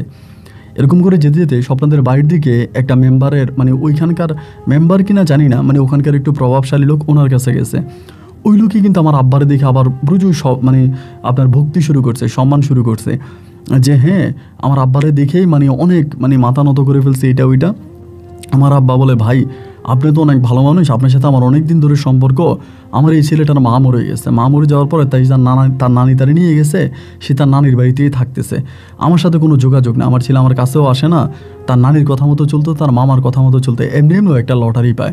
মানে পুরো ঘটনাটা তখন এই লোকটাকে খুলে বলে, বলার পর ওই লোকটা বলে এই মেয়ের পরিবার তো ভালো না, এই যে স্বপ্নার কথা বলতেছেন ওর তো পরিবারও ভালো না, ওরা বাপ মাও চিটার, মেয়েও তো চিটার, এখন এখান থেকে টাকাটা উঠাবো কেমনে? আমার তখন বলতেছে তুমি যে টাকা দিছিলা, টাকা দেওয়ার সময় কেউ ছিল? আমি বললাম জি, আমার মামার এলাকার এক মেম্বার ছিল। ওই মেম্বারের নাম বলছে, বলার পরে বলে ওই মেম্বার এখন কি বলে? আমি তখন বললাম যে মেম্বার বলতেছে সে এগুলোর মধ্যে নাই। তখন মেম্বারের কথা আমি শুনি না, এই জন্য মেম্বার এখন আমার কথা শোনে না। পরে এই লোকে বললো কি মেম্বারে কল দিল, মেম্বারে কল দেওয়ার পরে জিজ্ঞেস যে রনি নামের যে টাকাটা আছে, রনির ওই লটারির টাকাটা, এই সম্বন্ধে আপনি কতটুকু জানেন? মেম্বার তখন বলতেছে ভাই এই সম্বন্ধে আমি কিছু বলতে পারবো না, এমনি এমনি রনি আমি টাকাটা দিছি, এই ছেলে কী করছে টাকাটা তার মামিরে দিয়ে দিছে, লটারির টাকাটা আমাদের সামনে মামিরে দিয়ে দিছে, তার মামার সাথে তার মামি সংসার ভেঙে যাচ্ছে, আমরা ছেলেটারে বারবার বললাম যে টাকাটা নিয়ে আয় তোর মামির কাছ থেকে, এই ছেলে টাকা আনে নাই, এখন টাকা না আনার কারণে এখন ওই মহিলার টাকা নাকি দেয় নাই, ছেলে আমার কাছে আসছে আমি বিদায় করে দিছি। এই লোকে তখন মেম্বারে বলতেছে যে আপনি একটু মতিন মেম্বার বলে যে আপনি একটু আসেন, আপনি একটু আমার বাড়িতে আসেন, মানে রিকোয়েস্ট করার পরে মতিন মেম্বার তখন আসে। সেই পর্যন্ত আমি আব্বা এবং এই লোক ওই বাড়িতেই ছিলাম। মতিন মেম্বার এসে আমাকে আর আমার আব্বাকে দেখে তো অবাক। পরে লোকটা বলতেছে যে মতিন মেম্বারে বলে যে আপনি তো ছিলেন, আপনি উপস্থিত ছিলেন, বিকালবেলা চলেন ওই বাড়িতে যাই, কারণ ছেলেটা এতিম, একরকম সে এতিম, তার তো কেউই নাই, এখন এই এতিমের টাকাটা দেখি রক্ষা করে দেওয়া যায় কিনা, টাকাটা রক্ষা করা যায় কিনা। এই বলার পরে তখন আমার আব্বা, মতিন মেম্বার এবং ওই লোকটা মিলে স্বপ্নাদের বাড়িতে গেছি। স্বপ্নাদের বাড়িতে যাওয়ার পরে স্বপ্নার আব্বারে তখন বলা হইলো, মতিন মেম্বারে তখন বলে আমি উপস্থিত ছিলাম, আমার সামনে আপনার বউয়ের হাতে টাকা দিছে, আমার মামি টাকা দিবে না, দিবেই না। লাস্ট পর্যন্ত ওই এলাকার যিনি প্রভাবশালী ক্ষমতাধর ব্যক্তি তিনি আমার মামিরে বলে আসে, মানে স্বপ্নারে বলে আসে যে 3 দিনের ভিতরে যদি টাকাটা না দাও, 3 দিনের ভিতরে তোমরা যদি টাকাটা না দাও তাহলে তোমাদের এই ঘর বাড়ি সব কিছু ছেড়ে তোমাদের চলে যেতে হবে, আর তা না হলে তোমার বাপ মা যা আছে, তোমার মেয়ে সবাই তোমরা জেলে যাইবা, ওই ব্যবস্থা আমি করব। এই কথা বলে যখন ধমক দেওয়ার পর আমার আব্বা বলে তুই বাড়িতে চল, ওইখানে হোস্টেলে থাকবি কেন, হোস্টেলে তুই কেন থাকবি, তুই বাড়িতে চল। আমি বললাম না আব্বা আমি বাড়িতে যাব না। আব্বা আমার বাড়িতে নেওয়ার চেষ্টা করে, আমি আমার সৎ মায়ের সামনে যাব না, আমার কথা হচ্ছে আমি মরে গেলে আমার সৎ মায়ের সামনে যাব না। আমি সৎ মায়ের সামনে গেলাম না, না গিয়ে আমি তখন হোস্টেলেই চলে গেলাম। হোস্টেলে চলে যাওয়ার পরে 2 দিন পরে আমার আব্বা আমার আবারও কল দিছে, এই রে রনি তুই আয়, ওই তোর মামি তো টাকা দিতে রাজি হয়েছে এবং তোর মামি নাকি টাকা দিব। এই কথা বলার পরে আমি তখন গেলাম ওই জায়গায়। এখন বিয়ের বিষয়টা আমিও বলি না, আমার মামিও কারো কাছে বলে নাই, আমিও লুকিয়ে রাখছি, আমার মামিও লুকিয়ে রাখছে, এটা কারো কাছে বলি নাই। এবং যাওয়ার পরে ওই বাড়িতে গেছি, যাওয়ার পরে দেখি যে আমার স্বপ্না যে আসে, স্বপ্নার বাবা ওই বাড়িতে, মানে ওই লোকের বাড়িতে, ওই নিয়ে একজন শেখ মানুষ, ওনারা সবাই শেখ বলে, ওই শেখের বাড়িতে। এখন শেখের বাড়িতে আমার আব্বা তখন গেছে, এবার উনি তখন টাকাটা গইনা দিয়ে দিল আপনার ওই শেখের হাতে, যে আমার মেয়ে টাকা নিয়ে যান, সমস্যা নাই, টাকা যেহেতু দিছে আমি টাকা দিয়ে দিই, 5 লাখ দিয়ে দিছে। ওই টাকাটাই তখন মেম্বার করলো কি, ওই শেখে করলো কি, আমার আব্বার হাতে তুলে দিল। আব্বার হাতে দিয়া বললো যে এই টাকাটা আমি আপনার টাকা, আপনার ছেলের টাকা আপনার হাতে গুজাই দিলাম, এখন টাকা তো পৌঁছাইলাম, যদি পারেন আপনারা টাকাটা ভালো কাজে লাগেন, ছেলের কিছু একটা করে দিয়েন। আমার আব্বা তখন আলহামদুলিল্লাহ বলে লোকের সাথে হ্যান্ডশিপ করে মোলাকাত করে কথাবার্তা বলে আব্বা খুব খুশি হয়ে আব্বা তখন টাকাটা নিয়ে রিক্সাতে উঠছে। আব্বার আমি তখন রিক্সা দিয়ে আসতে আসতে আমি আব্বারে বলতেছি আব্বা আমার টাকাটা দাও। আমার আব্বা তখন আমার বলে তোরা টাকা দিমু, মানে তুই টাকা আবার নষ্ট করার লাগিয়া, আবার মানুষের দিয়ে দেওয়ার লাগে, এই টাকা দিয়ে তোরা একটা লাইন করে দিব, তোরা আমি এই টাকা দিয়ে একটা লাইন গার্ড করে দিব। আমি তখন বললাম যে তুমি আমার কি লাইন গার্ড করবা, তুমি তো আমার লাইন গার্ড করলে আর আগেই করতে পারতা, এখন তুমি আমার কি লাইন গার্ড করবা, আমার টাকা আমার দিয়ে দাও। আব্বা বলে না তোরা টাকা দিব না, তোরা টাকা দিলে তুই আবার এগুলো মানুষের কাছে জমা দিতে যাবি, মানুষের কাছে জমা দিবি, টাকা আবার হারাবি, আমি তোরে আর কোনো টাকাই দিব না। যতইভাবে আমি আব্বারে রিকোয়েস্ট করি টাকা দেওয়ার জন্য, আব্বার আমার টাকা আমার কাছে দেয় না, না দিয়ে আব্বা আমার বলে বাড়িতে যাইবি, আমি বললাম না বাড়িতে যাব না, কই যাবি, হোস্টেলে যাবো। এবার আমি হোস্টেলে চলে আসছি। এখন হোস্টেলে আসার পরে এই টাকা নিয়ে আমার আব্বা তখন চলে গেছে আব্বার বাড়িতে। আব্বা তার বাড়িতে যাওয়ার পর আমার সৎ মায়ের সাথে কী আলাপ আলোচনা করছে আমি জানি না, আমি ফোন দিয়ে টাকা দেওয়ার জন্য, এবার আব্বাও ভাই পোল্টি, আমার টাকার আমাদের দেয় না। আমি আব্বারে বলি আব্বা আমার টাকা আমারে দিয়ে দেন, আমি কোনো একটা ব্যবসা বাণিজ্য করি, কিছু একটা করে। আব্বা বলে এই টাকা দিয়ে তোর বিদেশ পাঠামো, এই টাকা দিয়া আমি তোর বিদেশ পাঠাবো, আমারই বিদেশ পাঠাবো, এইটা বইলা আমার আব্বার আমার টাকা আমার দিতেছে না। 1 দিন 2 দিন 3 দিন 4 দিন, মানে দিন যত সামনের দিকে যাইতেছে আমার টাকাই আমার আব্বার আমারে ফিরিয়ে দেয় না। আমার টাকা ফিরিয়ে দেন না কেন? এবার আমি আব্বার নিয়ে আব্বার সাথে আমার কাছ থেকে টাকা নিয়ে গেছে, এখন আমি আব্বার সাথে যুদ্ধটা করবো কারে দিয়া। আমি এই টাকাটা যার কাছে দিই সে আমার টাকাটা খেয়ে ফেলে। আমার আব্বা তখন আমার সৎ মায়ের সাথে হাত মিলে আমার টাকাটা আমাকে ফিরিয়ে দিচ্ছে না। আমি তখন ওই শেখের বাড়িতে পর্যন্ত যাই, শেখের বাড়িতে যেয়ে বলে আপনি যে টাকাটা উদ্ধার করে আমার আব্বার হাতে দিলেন, আমার আব্বা তো আমার টাকা ফিরিয়ে দিচ্ছে না। শেখ আমারে বলে তোমার আব্বা টাকা ফিরিয়ে দিবে না কেন, তুমি তোমার আব্বার বাড়িতে চলে যাও, তোমার বাড়িতে চলে যাও, তুমি হোস্টেলে থাকো কেন, মেসে থাকো কেন, হোস্টেলে মেসে না থেকে তুমি তোমার আব্বার কাছে চলে যাও, ওইখানে গিয়ে তোমার আব্বার সাথে থাকো, তোমার আব্বা তোমার একটা লাইন করে দিবে, তোমার আব্বা অনেক ভালো মানুষ, তোমার আব্বাকে নিয়ে খারাপ কথা বলার দরকার নাই। আমি তখন বললাম কতটা ভালো এটা তো আমি জানি, আমি ছোটোবেলা থেকে আমার আব্বাকে চিনি, আমি ছোটোবেলা থেকে আমার আব্বাকে দেখে আসছি, আব্বা কোনোদিনও আমাকে ভালোবাসে নাই, আব্বা আমার সৎ মায়ের কথায় উঠছে বসছে, আমার সৎ মায়ের সাথে আমার আব্বা চলছে, আমি আমার আব্বার বাড়িতে যাব না, যাই না, আব্বা আমাকে টাকাও দেয় না। এবার সেম যে কাহিনী ওই স্বপ্ন আমার সাথে করছে, একই কাহিনী আমার আব্বা আমারে করতেছে। আমি টাকার জন্য গেলে আমার ছোটো আমার সৎ ভাইরা এরা আমার মারতে আসে, এরা আমার মারতে এসে আপনি এই বাড়িতে আসেন কেন, আপনি চলে যান, মানে এরাও আমাকে মারে, আমি এদের কাছে যাইতে পারি না। আমার নানু মৃত্যু পথযাত্রী, আমাকে দেখলে বলে ওই সরা, ওরে সরা, আমার সামনে থেকে সরা। আমার নানি আমারে দেখতে পারে না, আমার মামা আমারে দেখতে পারে না, এই টাকার জন্য আমার বাবা আমারে দেখতে পারে না, মানে পুরো দুনিয়াটা আমার কাছে শত্রু হয়ে গেল। এই টাকাটার জন্য পুরো দুনিয়াটা আমার কাছে শত্রু হয়ে গেল, কেউ আর আমার সাথে ঠিকমতো কথা বলে না। এইভাবে প্রায় 2-3 মাসের মতো কেটে গেল। আমি তখন পুরো নেশাতে ডুবে গেছি, নেশা করি, কাজ করি, টুকিটাকি কাজ করে মা এইখানে ওইখানে কাজ টাজ করতেছি, টাকা পয়সা যাই পেতেছে তা দিয়ে নেশা করতেছি, মানে পুরো জীবনটাই নষ্ট হয়ে গেল। যে টাকা এমন একটা জিনিস যার কাছে যাইবে তার বলে আমার টাকা, আমার এই টাকার জন্য, এই লটারির টাকার জন্য আমার মামার সংসার ভেঙে গেল, স্বপ্না মামির সাথে আমার জীবনটা নষ্ট হয়ে গেল, আমার আব্বা আমার শত্রু তো ছিল, টাকার জন্য আরও শত্রু হয়ে গেল, মামি আমার কাছ থেকে চলে গেল, নানিও চলে গেল, মামাও চলে গেল। তো মনে অনেক কষ্ট পাইলাম। কিছুদিন পরে একদিন রাত আনুমানিক 2টা বাজে স্বপ্ন আমারে ফোন দিচ্ছে, মানে আমার মামি যাকে আমি বিয়ে করছি, আমার বউ আমারে ফোন দিচ্ছে, ফোন দিয়া বলতেছে যে তুমি আমারে তালাক দাও। হঠাৎ করে অনেক মাস পরে আমি বললাম মানে এত মাস পরে আমারে ফোন দিয়া বলতেছো তোমার তালাক দেওয়ার জন্য, মানে বলে হ্যাঁ তুমি আমার তালাক দাও, আমি অন্য কোথাও বিয়ে বসবো। তাই আমি বললাম আমি তালাক দেওয়ার আর না দেওয়ার কী আছে, আমি বিয়ে করছি, আমাদের বিয়ের তো কোনো কাবিনই হয় নাই, এটার তো কোনো কাবিনই নাই, এবং এটাতে আমরা বিয়ে করছি এটা তো কেউ জানেই না, এটা তো এই দুনিয়ার কেউই জানে না, সুতরাং এইটা আর বইলা তালাক দিয়েও আর না দেওয়ার কী আছে, যাও তুমি অন্য কোথাও বিয়ে করে ফেলো। পরে আমারে বলতেছে অন্য কোথাও বিয়ে করে তো ফেলবো, তা লাস্টবারের মতো তোমার সাথে একটু দেখা করতে চাই। আমারে বলে, আমি বললাম আমার সাথে দেখা করে কী হবে, আমার সাথে দেখা করে কী হবে, বলে আমার আব্বাকে জেলের ভয় দেখাইয়া, এই ভয় দেখাইয়া, ওই ভয় দেখে আমার আব্বার কাছ থেকে টাকাগুলো নিয়ে গেলা, কাজটাকে ভালো করলা, এখন টাকাগুলো কই? আমি বললাম টাকা আর জানি তোমার লাভ কী। পরে বলে আমি তোমার সাথে একটু দেখা করতে চাই, এখনও তো তুমি আমার স্বামী আছো, তা আমার স্বামী থাকা অবস্থা আমি তোমার সাথে আরেকটা আবার দেখা করতে চাই। আমি বললাম কেন, আমার সাথে দেখা করতে হবে কেন, আমার সাথে তোমার দেখা করার প্রয়োজন নাই। না, আমার সাথে দেখা করবে, আমি একটাবার তোমার সাথে দেখা করতে চাই, তুমি কোথায় আছো আমারে বলো, আমি যাব। পরে আমি বললাম যে আমি অমুক হোস্টেলে আছি, অমুক জায়গায় থাকি। এরপরের দিন হলো কি, আমি গেছিলাম একটা মার্কেটে কাজে, একটা মার্কেট ক্লিনের কাজে গেছিলাম, ওই আমার ফোন দিচ্ছে, ফোন দেওয়া দিনে তখন 11টা বাজে, আমার বলতেছে আমি ওই হোস্টেলের সামনে আছি, তুমি আসো। আমি বললাম তুমি এখানে আসলা কেন? বলে আসছি তোমার দেখার জন্য। আমি বললাম না, তুমি তো আমার দেখার কিছু নেই, তুমি আমার কি দেখবা, তুমি তো আমার সাথে প্রথম চিটিংটা করলা, আমার সাথে প্রথম চিটিং তো তুমিই করলা, তা তুমি আমার কি দেখবা? বলতেছে না তুমি একটু আসো, মানে রিকোয়েস্ট করতেছে, খুব রিকোয়েস্ট, তুমি একটু আসো, আমি তোমার একটু দেখবো। পরে যখন এরকম করে বলতেছে আমি আসছি, এটা বোরকা পরে আসছে, একদম হিজাব টিজাব পরা, শুধু চোখ ছাড়া কিছু দেখা যায় না। আমি আসছি হোস্টেলের সামনে, আসার পরে বলে ভালো আছো, এমনিই বলে। আমি বললাম আলহামদুলিল্লাহ ভালো আছি। পরে বলতেছে খাইছো দুপুরে? আমি বললাম দুপুরে তখন খাওয়ার সময় হয় নাই। বলে আজকে আমরা দুজনে একসাথে খাবো চলো। আমি বললাম কই যাবো? বলো হোস্টেলে। তাই আমি বললাম আমি তো সবসময় হোস্টেলে খাই। বলে তাহলে আমরা আজকে একসাথে খাবো। তাই আমি বললাম ঠিক আছে। পরে আমি খাইতে বসছি, খাইতেছি, কান্না করতেছি, মানে আমার চোখের পানিগুলো টপ টপ করে প্লেটে পড়তেছে। তখন আমারে বলতেছে কান্না করতেছো কেন? আমারে বলে। আমি বললাম সেদিন লটারি পাইয়ে যে পরিমাণের খুশি হইলাম, যদি বুঝতাম যে এই 10 টাকার লটারি আমার জীবনটাকে নষ্ট করে দিবে, তাহলে আমি এই লটারিটা ধরতাম না। এই লটারি টাকাটা আমার পুরো জীবনটাকে নষ্ট করে দিল। আমার মা আমাকে ছেড়ে চলে তো বহুত আগেই গেল। বাবা তো আমার শত্রু ছিল, বাবা আরও শত্রু হয়ে গেল। তুমি আমার মামি ছিলা, মামি থেকে টাকার জন্য, লটারি টাকার জন্য আমার বউ হইলা, এবং এই লটারি টাকার জন্য তুমি আমার ছেড়ে গেলা। ছোটোবেলায় যে নানু আমাকে কুলে পিঠে করে মানুষ করেছে, মায়ের স্নেহ মায়া ভালোবাসা আমাকে দিয়েছে, এই টাকার জন্য সেই নানু আজ আমার সাথে কথা বলে না। মৃত্যু ব্রতযাত্রী মানুষ। আমি ফল নিয়ে নানিকে দেখতে যাই, নানি আমার ফল ফিক্কা ফেলাই দেয়। আমার মামা রাস্তাঘাটে আমাকে দেখলে কথা বলে না, আরেক দিকে তাকায় থাকে। যদি জানতাম যে এই টাকা আমার পুরো জীবনটা নষ্ট করে দিবে, তবে সেদিন ওই লটারিটা আমি ছিঁড়ে ফেলতাম। ওই তখন আমারে বলে যে টাকাটা এখন কই আছে? আমি বললাম টাকা কই আছে মানে? টাকা যে নিয়ে যায় টাকা তো তার কাছেই থাকে। তোমার আব্বার কাছ থেকে টাকা উদ্ধার করছে আমার আব্বা, টাকা তো আমার আব্বা নিয়ে গেছে।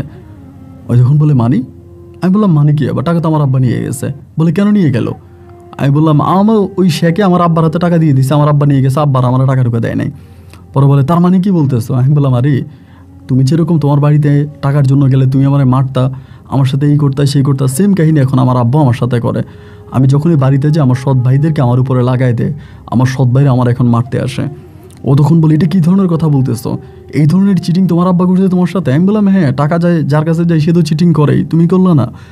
পরে বলতেছে তোমার আব্বার ফোন নাম্বারটা আমাকে একটু দিবা, আমারে বলে। না আব্বার ফোন নাম্বার দিয়ে কী করবা? ও বলে দাও ফোন নাম্বারটা একটু দাও। পরে নাম্বারটা দিলাম, দেওয়ার পরও তখন বলে ঠিক আছে আজকে চলে যাই, আমি তোমার সাথে পরে কথা বলবো, আর তোমার আব্বার ফোন নাম্বার যে আমি নিছি এটা তোমার আব্বাকে বলার দরকার নেই। আমি বললাম আচ্ছা ঠিক আছে, আমি আমার আব্বাকে এটা বলতে যাবো কেন, আব্বা তো আমার সাথে কথাই বলে না। এই কথা বলি ওই দিন স্বপ্না তখন চলে গেছে, খেয়াল করেন। এখন স্বপ্না ওই দিন চলে যাওয়ার পরে তার কয়েকদিন পরে, মানে কিছুদিন পরেই স্বপ্না আমার সাথে আমারে ফোন দিচ্ছে। কিছুদিন বলতে প্রায় আপনার 20-25 দিন পরে। এর মাঝে কিন্তু কোনো কল টল আর দেয় নাই আমার সাথে, স্বপ্না আর কোনো কথা হয় না, কারোর সাথে আমার কোনো কথা নাই। এখন 20-25 দিন পরে কল দিয়া আমি মনে করছি যে মনে হয় ওর বিয়ে হয়ে গেছে, স্বামীর বাড়িতে আছে, সম্ভবত আমাকে এই জন্য কল দিচ্ছে বা এরকম কিছু একটা। 20-25 দিন পর আমার কল দিয়া বলে আমি তোমার সাথে একটু দেখা করব, তুমি অমুক জায়গায় আসো, একটা লোকেশন আমাকে তো অমুক জায়গায় আসো, আমি তোমার সাথে দেখা করব। আমি বললাম স্বপ্নে এত দেখা করতে হবে কেন, দেখা করার কি আছে? বলে না তুমি একটু আসো, লাস্টবারের মতো একটু দেখা করো, তোমার জন্য একটা সুখবর আছে। আমি বললাম আচ্ছা ঠিক আছে। পরে ওর সাথে আমি দেখা করতে গেলাম ওই জায়গায়। যাওয়ার পরে ওই দিনও আমারে বলতেছে যে রনি আমি তোমার টাকাটা উদ্ধার করে দিব তোমার আব্বার কাছ থেকে এমনি। আমি বললাম আমি একটা ছেলে হইয়া আমার গায়ে শক্তি আছে, আমার আব্বার সাথে ফাইট করে আমি টাকা উদ্ধার করতে পারি না, তুমি মেয়ে হইয়া আমার আব্বার কাছ থেকে টাকা উদ্ধার করে দিবা? বলে হ্যাঁ আমি তোমার আব্বার কাছ থেকে টাকা উদ্ধার করে দেবো, কিন্তু তোমার আব্বার কাছ থেকে টাকা উদ্ধার করে দিলে আমার কি হবে? আমি বললাম আমার আব্বার কাছ থেকে টাকা উদ্ধার করে দিলে তোমার কি হবে, মানে তুমি কি এখনো বিয়ে বসো নাই? বলে আমি তোমাকে ভালোবাসছিলাম, তোমাকে ভালোবাসি, তোমার বিয়ে করছিলাম, টাকার জন্য বিয়ে করি নাই। আমি তোমাকে এখনও ভালোবাসি, আমি যদি তোমার আব্বার কাছ থেকে টাকা উদ্ধার করে দিতে পারি তাহলে কি তুমি আমাকে বিয়ে করে আমার সাথে সংসার করবা? আমি তখন বলি এগুলো কী বলতেছো স্বপ্না, আমার আব্বার কাছ থেকে তুমি টাকা কেমনি উদ্ধার করবা, আর টাকা উদ্ধার করে দিতে পারলেও বা তুমি আমার সাথে সংসার কেন করবা? আমার তো কিছুই নেই, চাল নাই চুলো নাই, কোনো কিছুই নেই। আমাকে বলে করবা কিনা বলো, যদি করো তাইলে আমি তোমার আব্বার কাছ থেকে টাকাটা উদ্ধার করে দিব। আমি বললাম ঠিক আছে, আমি তো তোমাকে বিয়ে করছি, আমাদের মাঝে তো তালাক টালাক হয় না, তুমি না মুখে তালাক মালাক বলতেছো, কাগজপত্রে তো আমি এখন তোমার তালাক দিনে, তুমি তো এখন আমার বই আছো, টাকা উদ্ধার করে দিতে পারলে ব্যবসা বাণিজ্য করবো এবং তোমার নিয়ে সংসার করব। বলে মনে থাকবে তো? আমি বললাম হ্যাঁ থাকবে। হে ভাই খেয়াল করেন, আপনি শুনলে অবাক হয়ে যাবেন। এরপরে এই করলো কি যে কয়েকটা দিন পরে, 3-4 দিন পরে আমার আবার ফোন দিছে। ফোন দিয়া বলে তুমি আবার দেখা করো। আবার দেখা করলাম, বলতেছে যে তোমার পরিচিত কোনো জায়গা আছে কি না যেখানে নিলে তোমার আব্বাকে আটকানো যাবে? আমি বললাম আমার পরিচিত কোনো জায়গা আছে কি না আমার আব্বারে আটকানো যাবে, মানে বুঝলাম না এগুলো কী বলতেছো। পরে বলে বলো না আটকানো যাবে কি না। আমি বললাম যে আমার এরকম কোনো জায়গা নেই। অনেকক্ষণ চুপ থেকে ও বলতেছে আমার একটা বান্ধবীর বাড়ি আছে, শুক্রবারে রাতের বেলায় ওইখানে আমরা কাজ করব, তুমি শুক্রবারে বিকেলবেলা চলে আসবা। আমি বললাম কী কাজ করবো আমার তো বলবা। বলে তোমার আব্বার ওইখানে আইনে আটকাবো। আমি বললাম আমার আব্বা ওইখানে আসবে কেন? বলে কেন আসবে এটা তুমি পরে, এটা এখন তোমার শোনার দরকার নেই, তোমার আব্বা আসবে, তোমার আব্বার আটকায় আমি এখান থেকে টাকা নিব, তুমি চলে আসবা। শুক্রবারে চলে আসলো, দুপুরে আমার ফোন দিল। ফোন দেওয়ার পরে দুপুরে আমি গেলাম ওই বাড়িতে। যাওয়ার পরে দেখলাম আরও অনেকগুলো পোলাপাইন, আরও 2-3টা পোলাপাইন, এবং এগুলো ওরই মানে আপনার স্বপ্নার কয়েকটা পোলাপাইন রেডি করলো করে আমারে তখন ওইখানে নিয়ে গেলো। নিয়ে যাওয়ার পরে বলে তোমার আব্বা আসবে।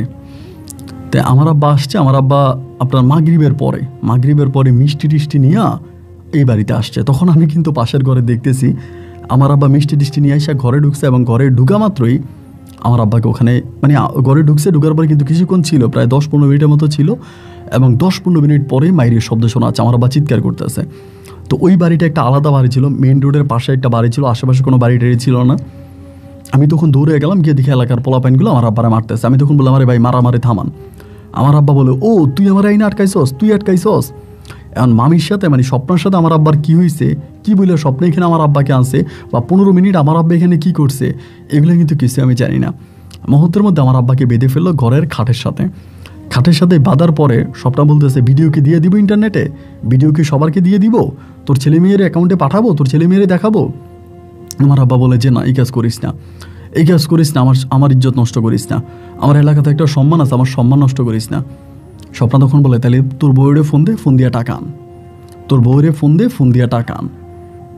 এ কথা বলার পরে আমার আব্বা বলে, আমি ফোন দিলে টাকা দিব না। স্বপ্না বলে, টাকা না দিলে তোরে মেরে ফেলবো, তোরে এখানে মেরে ফেলবো। এবং বান্ধার পরে এবার আমার আব্বা তখন ফোন দিল আমার সৎ মায়েরে। আব্বার মোবাইল থেকে ফোন দিয়ে খুব সুন্দর করে বলতেছে, যেটা একটা কাজ করো, আমার যে সৎ ভাই আছে হৃদয়, বলে হৃদয়রে দিয়া টাকাটাও মুখের দোকানে দিয়ে আসো। টাকা কিন্তু আমার সৎ মায়ের কাছে। আমার সৎ মা তখন বলতেছে, এতগুলো টাকা ওই ওর দোকানে কেন দিয়ে আসবো? আমার আব্বা বলে, দিয়ে আসো, টাকা দিয়ে আসো, আমি পরে বলবো, আমি বাড়িতে আসতেছি। এটা বলার পরে তখন হৃদয় দিয়া টাকাটা ওইখানে পাঠাইছে। পাঠানোর পর আমার আব্বা ওই দোকানদারে ফোন দিচ্ছে। ফোন দিয়ে বলে, আমার ছেলে কি টাকা দিয়ে গেছে? বলে হ্যাঁ। তা আমার আব্বা বলে, আমি একটা লোকের পাঠাইতেছি, ওই লোকের কাছে টাকাটা দিয়ে দেন। এবার এইখানে যে ছেলেগুলো আছে ওইখান থেকে একজনে তখন মোটরসাইকেল নিয়ে ওই আপনার দোকানে গেছে। দোকানে যাওয়ার পরে ওইখান থেকে দোকানে গেছে। দোকানে গেলে পরে ওই দোকানদার তখন ফোন দিচ্ছে, কয় এই ছেলে, পরে কথা কয় দিছে ছেলের সাথে। আমার আব্বা বলে, হ্যাঁ, এই ছেলের কাছে টাকা দিয়ে দেন। পরে টাকাটা দিয়ে দিছে, টাকাটা নিয়ে আসছে। আসার পরে টাকাটা পাইছি, টাকাটা পাই রাত 2টার দিকে আব্বাকে তখন ছেড়ে দিছি। এবং আব্বাকে বলছে, এই ঘটনা যদি কাউরে বলা হয়, স্বপ্না জানি না আব্বার কী কী রেকর্ড করছে বা আব্বার কী করছে, এগুলো আমি জানি না। পরে আব্বাকে ছেড়ে দিয়ে টাকাটা তখন আমি পাইলাম। এখান থেকে ওই 5 লাখ থেকে 50,000 টাকা এই ছেলেগুলোকে দিয়ে দেওয়া হয়েছে, যারাই পুরো ঘটনাটার সাথে ছিল। বা ওই ছেলেগুলোকে, ওরা 5 জন ছিল, 10,000 টাকা করে 5 জনে 50,000 নিয়ে গেছে। আর ছিল 4.5 লাখ। এই 4.5 লাখ টাকা দিয়ে পরে আমি কি করলাম, যে কি করা যায় এখন এই টাকাটা দিয়া। এই 4.5 লাখ টাকা দিয়ে আমি তখন এই স্বপ্নাকে আমি এবার পুনরায় আবারও বিয়ে করলাম। আবারও স্বপ্নাকে বিয়ে করলাম। বিয়ে করে আমি তখন স্বপ্নের সাথে থাকতেছি। এলাকার লোকে অনেক খারাপ বলতেছে, এই মামিরি নিয়ে সংসার করে, মামিরি নিয়ে থাকে, সবাই খারাপ কথাবার্তা বলে। এইটা বলার পর আমি তখন কী করলাম, এর মাঝে আমার নানিও কিন্তু মারা গেছে। আমি নানির খবরে মাঠে দিতে পারিনি, নানির জানাজাও যেতে পারি নাই, আমার মা আমারই যাইতে দেয় নাই। এখন এলাকার লোকজনের খারাপ কথা বলার কারণে আমি তখন স্বপ্নারে নিয়ে চট্টগ্রাম শহরে চলে আসছি। আসার পরে রেল লাইনের পাশে তখন ধরেন একটা দোকান দিছি, প্রথম একটা দোকান দিছি। স্বপ্না তখন গার্মেন্টসে চাকরি করতো, আমি তখন এই দোকানটা দিছি। দোকানটা দেওয়ার পরে দুজনে তখন সংসার করতেছি, মানে সংসার জীবন ভালোই কাটতেছে। কিন্তু স্বপ্নার ঘরে কোনো সন্তানাদি হয় না। আসলে আমার মামা এরপর আরেকটা বিয়ে করছে। আমার মামা, মানে আপনার স্বামী মামা এরপরে যে বিয়ে করছে, ওই ঘরে আমার মামার সন্তানাদি হয়েছে, ছেলে মেয়ে হয়েছে। তার মানে সমস্যাটা স্বপ্নার ঘরে কোনো সন্তান হয় না। এখন সন্তান যেহেতু হয় না, আমি ওই রেল লাইনের পাশে একটা দোকান দিছি। দোকানটা দিয়া অল্প কিছুদিনের ভিতরে দোকানটার মধ্যে প্রচুর কাস্টমার, কারণ পিছনে একটা গার্মেন্টস ছিল এবং গার্মেন্টসের যে ছেলে মেয়ের এই দোকান থেকে খাইতো, মানে দোকানটা অনেক উন্নত হয়ে যায়, মানে মোটামুটি অনেক বড় হয়ে যায়। আমি এই 4.5 লাখ টাকা দিয়ে ব্যবসা শুরু করে মানে প্রায় আপনার 7 থেকে 8 বছরের মতো ব্যবসা করি। এবং এই 7-8 বছর আমি স্বপ্নের সাথে থাকতেছি, আমাদের কোনো সন্তানাদি হয় না। এই 7-8 বছর কিন্তু আমার আব্বা বা আর কারোর সাথে আমার কোনো যোগাযোগ নাই, এলাকাতে কারোর সাথে কোনো যোগাযোগ নাই। এখনই 2025 সালে আসার পরে এনমে যাবার করোনা গেল। করোনাতেও ঘরবন্দি ছিলাম, ব্যবসা বাণিজ্য টুকিটাকি করছি। তো এই দোকানটারে আমি পুরো দোকানের পুঁজি টুজি সব কিছু মিলে দোকানে প্রায় আপনার 10 লাখ টাকার মতো মালামাল আছে। এখন 10 লাখ টাকার মতো মালামাল থাকা অবস্থায় স্বপ্না কিন্তু গার্মেন্টসে চাকরি করতে, আবার ওই গার্মেন্টসের চাকরিও ছেড়ে দেয়। গার্মেন্টসের চাকরি ছেড়ে দিয়ে আমার সাথে থাকতেছে। এখন 10 লাখ টাকা থাকা অবস্থায়, মানে 10 লাখ টাকার মালামাল মানে আপনার আছে দোকানে। এই অবস্থার ভিতরে আপনার যেই মানে রেলওয়ে কর্তৃপক্ষের লোকেরা এই দোকানগুলো ভেঙে দিবে। এখানে যতগুলো দোকান আছে, আমার দোকানটা আরও কয়েকটা দোকান হয়ে গেছে পাশাপাশি, সবগুলো দোকান ভেঙে দিবে, কারণ এটা তো ভাসমান সরকারি দোকান। এখন দোকানটা ভেঙে দিবে।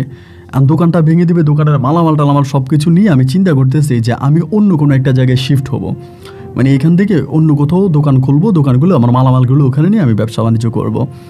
এই অবস্থার মধ্যে স্বপ্না হঠাৎ করে আমার বলতেছে, ওই যে গার্মেন্টসে চাকরি করতো, ওই গার্মেন্টসের কোন ভাইয়ারের সাথে ওর কথা হয়, এবং ওই ভাইয়ার থাকে হচ্ছে গিয়ে আপনার ইতালিতে। কেমনি পরিচয় আমি তো এগুলো জানি না।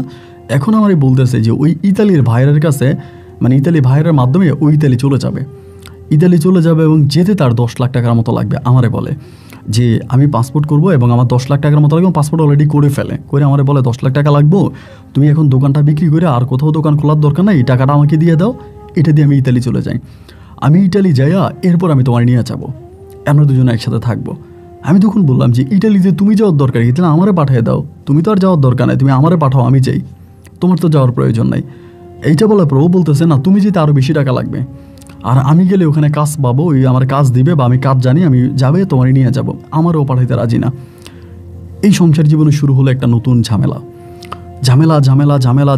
এখন এই দিক দিয়ে সরকারি লোকেরা এসে দোকান ভাঙিয়ে দিবে, আমাকে হুমকি দিতেছে যে দোকান যদি না সরান দোকানের মালামাল সব নিয়ে যাবো আমরা। আর এদিক দিয়ে দোকানের মালামাল আমি বিক্রি করতে পারতেছি না, কারণ বিক্রি করলে ও টাকা নিয়ে যাবে। আর আরেকটা জিনিস দেখা গেলো যে আমি অন্য কোথাও দোকান দিতেও পারতেছি না। ওর কথাই একটা, বাংলাদেশে আমরা থাকবো না, বাংলাদেশে যা কয়েকদিন ছিলাম আর থাকবো না, এখন আমরা দেশের বাইরে চলে যাবো, আমরা দেশের বাইরে সেটেল হবো। ওর কথাই একটা, ও দেশের বাইরে চলে যাবে, দেশের বাইরেও সেটেল হবে। আমার কথা হইলো কেন দেশের বাইরে সেটেল হইতে হবে? আমি চাইতেছি দোকানটা অন্য কোথাও নিয়ে যাওয়ার জন্য, কিন্তু অন্য কোথাও নিবে না, ও দেশের বাইরে চলে যাবে, আমারও দেশের বাইরে নিয়ে যাবে। সংসার জীবনে ভাই প্রচণ্ড রকমের ঝামেলা হইতেছে। এখন আমি এই বিষয়টা যার সাথে শেয়ার করি, অনেকে আমারে বলে এই টাকাটা তো তোর বউয়ের জন্যই পাইছস, স্বপ্নার জন্যই তো টাকাটা ফিরে পাইছিস, তো তোর বাবা টাকাটা মেরে দিত, তাই স্বপ্ন তোর সাথে বেইমানি করবো না, যেহেতু 7-8 বছর সংসার করতেছে, ওই ইতালিতে গেলে তোর নিয়ে যাবে। আবার কেউ বলতেছে যে না, ওই ইতালিতে গেলে তোরে নিবে না, ওই যদি ভালোই হবে তাহলে তোরে পাঠাইবো, ও যায় কেন? মানে ভাই এখন এমন একটা সমস্যার মধ্যে পড়ছি, আমি আপনাকে বলে বোঝাতে পারবো না। রেল লাইনের পাশের ওই দোকানে বসে আমি সবসময় আপনার গল্পগুলো শুনি। আমি আজকে 3 বছর ধরে আপনার গল্প শুনি, একটা গল্প 3 বছর আমি মিস করি নাই, প্রত্যেকটা গল্প শুনছি। আমি আপনার খুব ঘনিষ্ঠ একজন ভক্ত। এখন ভাই আমি আপনার কাছে জাস্ট জানতে চাই, আমার গল্প আপনি রেকর্ড করেন বা না করেন, আমাকে এই কথার উত্তরটা দেন যে আমি এখন কি করব। আমি কি দোকান বিক্রির টাকা আমার বউকে দিয়ে তার ইটালিতে পাঠাবো, নাকি আমি এখন যদি আমি তার ইটালিতে না পাঠাই, দোকান বিক্রির টাকা দিয়ে আমার সাথে সংসারও করবো না। ও ডিরেক্টলি বলে দিতেছে, কেউ বলে টাকা দেওয়ার জন্য, কেউ বলে না দেওয়ার জন্য। এর ভিতরে আমার দোকানটা আমি যদি 2-3 দিনের ভিতরে দোকানটা না ভাঙি বা দোকানের মালামালগুলো কিছু একটা না করি, তাহলে ট্রেনের কর্তৃপক্ষ লোকেরা, ট্রেন পুলিশে, আপনার রেলওয়ে পুলিশে আমার দোকানটার মালামালগুলো নিয়ে যাবে, চিজ করবে। এখন আমি কি করব ভাই? একটা পরামর্শ দেন, এবং খুব দ্রুত একটা পরামর্শ দেন ভাই, খুব দ্রুত। ভালো থাকবেন, আসসালামু আলাইকুম।